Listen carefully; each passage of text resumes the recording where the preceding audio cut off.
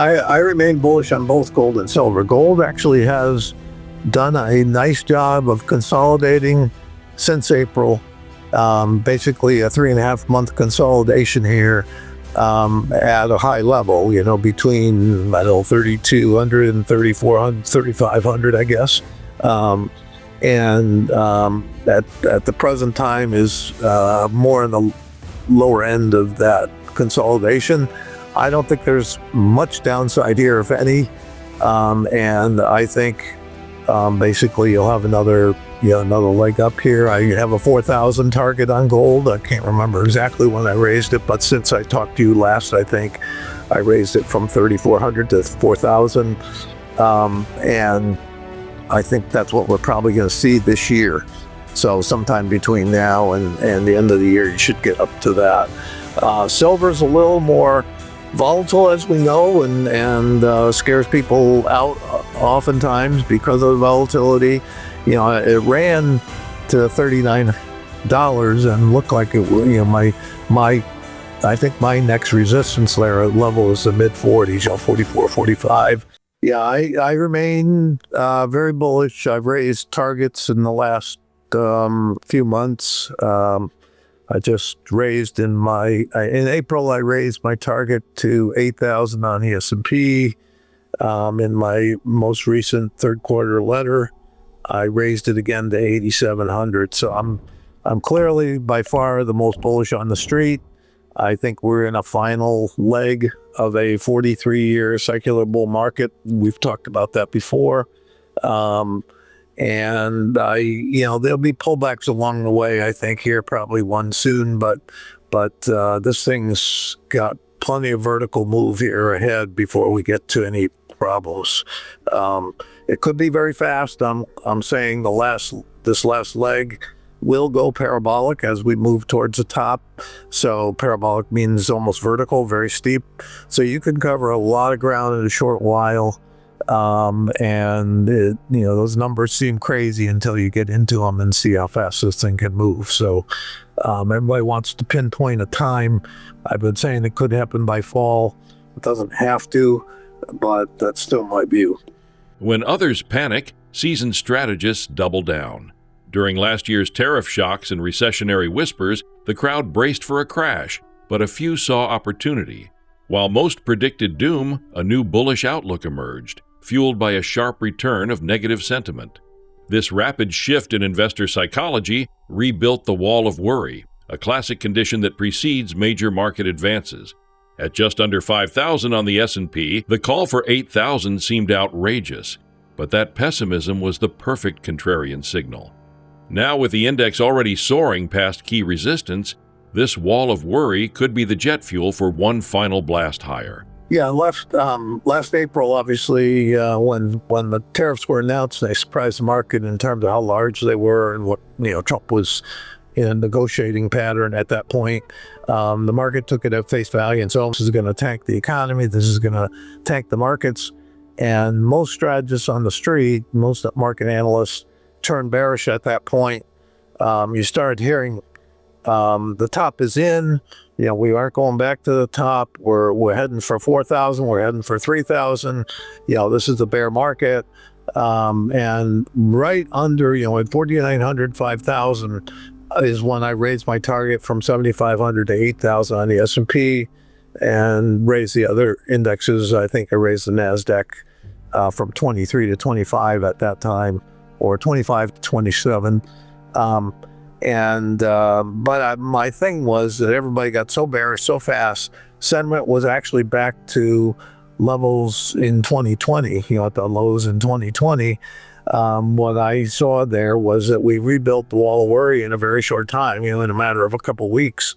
And everybody was on the wrong side, and I got more bullish in my typical contrarian approach. So, I think we basically rebuilt the wall of worry. That wall of worry is the fuel for this final leg. And even up, 30% off the lows, you have a good deal of skepticism. People say, well, that's fine. We had another run, but they thought it was going to be a double top. It blew through that, which I said it probably would. The market may not move in a straight line, but its underlying strength remains undeniable. Pullbacks, if they come, may be short-lived, possibly to the 6,100 range on the S&P. But don't be fooled. Even a 5-7% correction could reignite fear and shake out weak hands, offering renewed entry points for smart money. We're also witnessing a rotational correction, where different sectors, like small caps, cool off before rejoining the rally. The Fed's mixed signals and global economic tremors might cause momentary trembles, but the bigger picture suggests upside. Whether it's a brief pause or a sideways shuffle, the market's engine is still running hot. And now they're looking, saying, gee, I don't know what to do. But they certainly aren't bullish. They are, some are kind of coming on board and going with the momentum a little bit, but there's still a lot holding back, saying, I want to pull back. Yes, maybe this thing has more to go, but I want to pull back. And that's, I've been saying we could see a pullback from, say, 6,500 on the S&P, but it's not a given. I mean, those short-term scenarios may or may not work out. And, given the skepticism that's still in there, you saw the reaction yesterday to the Fed, this thing may just kind of keep rotating and feeding on itself, so that you could get a pullback back to the breakout, which was 6,100 area on the S&P, which would be 6 or 7%, maybe 5, 6, 7% pullback. That would cause a lot of people to get bearish again. I think even that little pullback, given how far we've come, could cause people to say, oh my God, we may have seen the highs. And that would just be, again, we'd be rebuilding that wall of worry, providing more fuel for the future. Or we could just see that this thing is kind of in a rotating correction where, different groups kind of correct. For instance, small caps, which started to go, have pulled back again here. So it remains to be seen. I don't have a crystal ball to tell you whether we'll get a pullback or whether we're kind of getting a sideways consolidation in here. But either way, I think the next few months is up. You could have a 2 or 3 week pullback, or you may not. I remain bullish on both gold and silver. Gold actually has done a nice job of consolidating since April. Basically a 3.5 month consolidation here at a high level, between 3,200 and 3,400, 3,500, I guess. And at the present time is more in the lower end of that consolidation.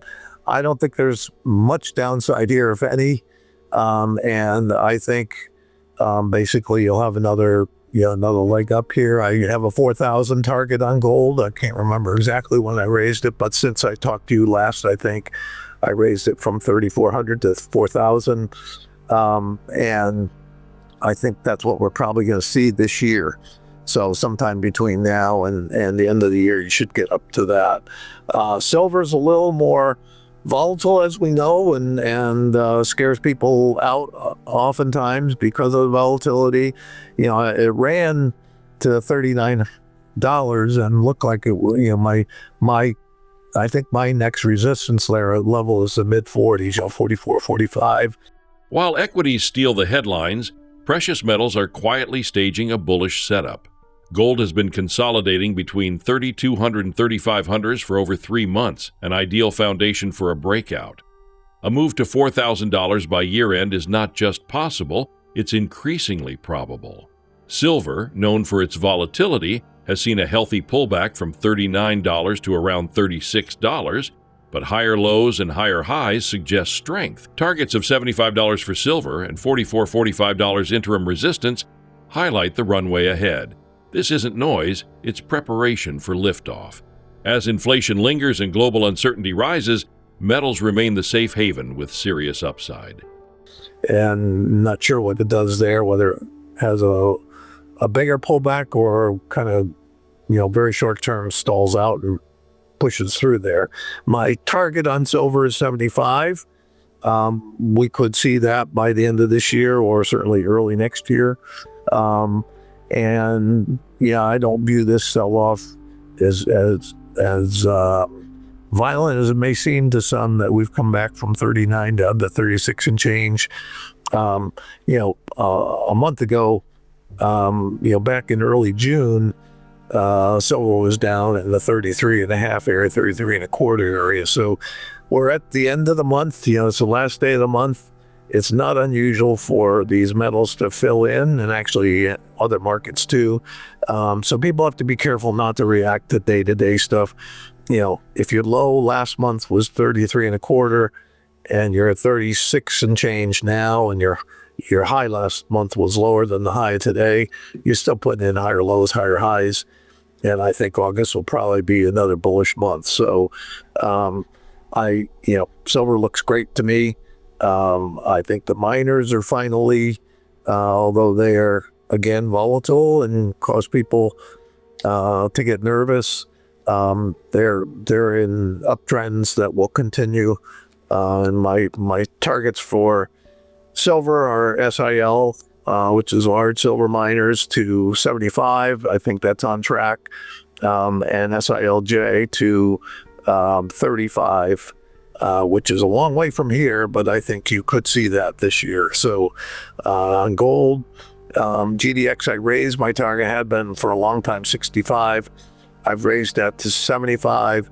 And my GDXJ, which is junior miners, remains at 100.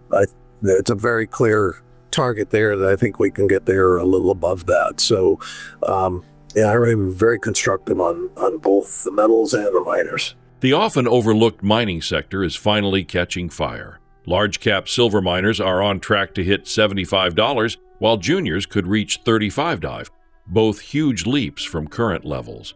On the gold side, the GDX has had its target lifted to $75, while GDXJ, the juniors, aims for a staggering $100.